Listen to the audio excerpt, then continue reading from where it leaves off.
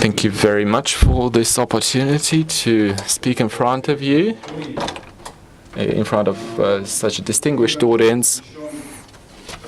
My presentation will be about the development of the ferrous metals of China.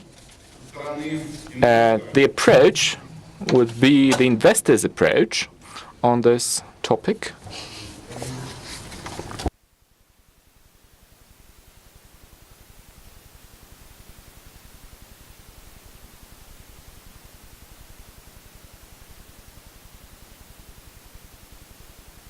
Well, China has been long building steel-making plants, and the steel volume increased by 2.3 times, while the EBITDA level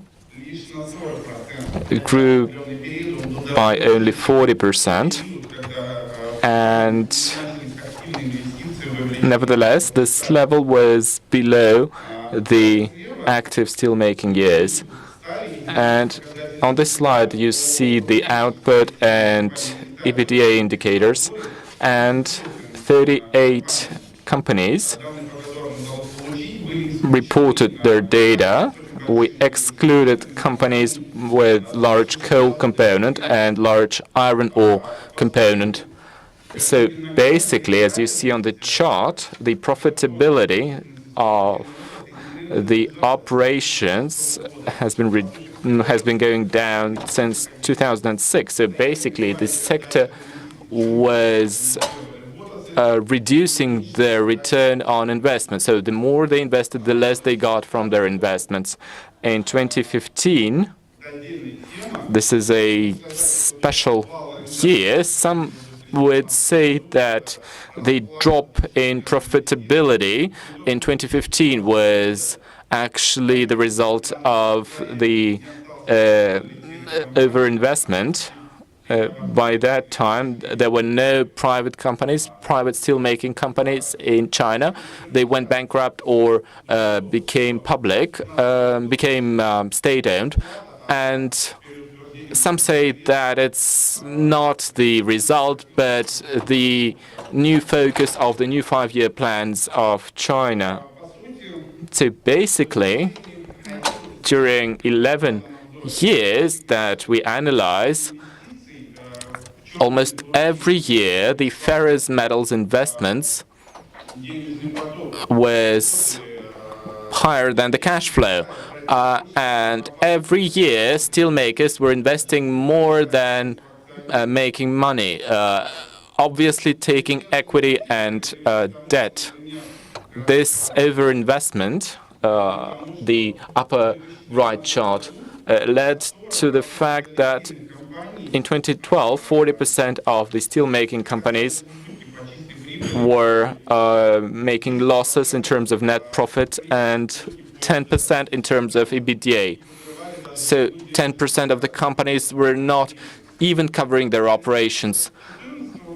Starting 2013, 2014, the profitability increased, but that was due to the fact that the steelmakers managed to account the losses on, or put the losses on their suppliers' accounts. And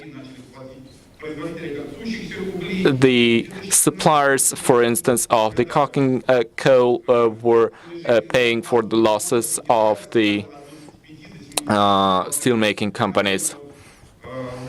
And maybe you asked yourself why developing countries are devaluating their currencies while China was not doing that. Well, because they can directly reduce their salaries in the sector. Starting 2014, iron ore manufacturers started to pay for the overinvestment, but by 2015, we see that the share of non-profitable companies reached 40% in terms of their EBITDA. So 40% of the companies were making less than they spent on the raw materials and salaries. Without the account of paying for servicing their debt and they didn't even mention dividends. So virtually